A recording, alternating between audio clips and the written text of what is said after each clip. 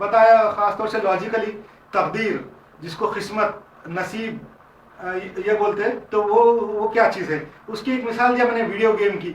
जिस तरह computer game पहले से लिखे हुए रहते, उसका प्रोग्राम रहता, कंप्यूटर गेम का प्रोग्राम पहले से लिखा हुआ रहता और वो प्रोग्राम के तहत वो वीडियो गेम चलता। हालांकि आजकल 4 GB 5 GB 6 GB के तक वीडियो गेम आ रहे हैं, क्रिकेट के, वॉलीबॉल के, फुटबॉल के और कार रेसिंग के वगैरह वगैरह किस्म के जंगों के। तो वो प्रोग्राम पूरे लिखे हुए रहते, शुरू से लेकर आखिर तक पहले से तैयार रहते।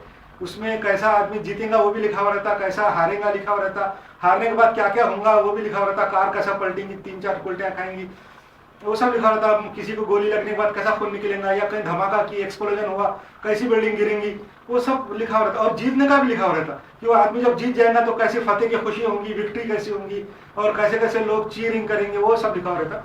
वैसे ही ये तकदीर है, वीडियो गेम की तरह ही पहले से लिखी हुई है।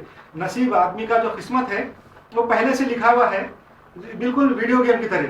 मगर उसमें अपने जिस तरह वीडियो गेम में एक जो प्लेयर है, खिलाड़ी की जो स्किल है, उसकी जो काबिलियत के हिसाब से वो जीत सकता या हार भी सकता, वैसा तकदीर अल्लाह ताला ने पहले से लिखी हुई है। मगर इंसान की अपनी काबिलियत की वजह से वो सही रास्ते पे भी जा सकता, गलत रास्ते पे भी जा सकता, जन्नत में भी जा सकता, दोज़ख में भी जा सकता। ये इस तरह से तकदीर है। तकदीर के बारे में लोगों ने गलत फहमी ये नहीं समझना चाहिए कि अल्लाह ने पहले से तकदीर लिख दिया, हमारे नसीब में ऐसा लिखा हुआ है तो वैसा ही होगा, ऐसा नहीं है।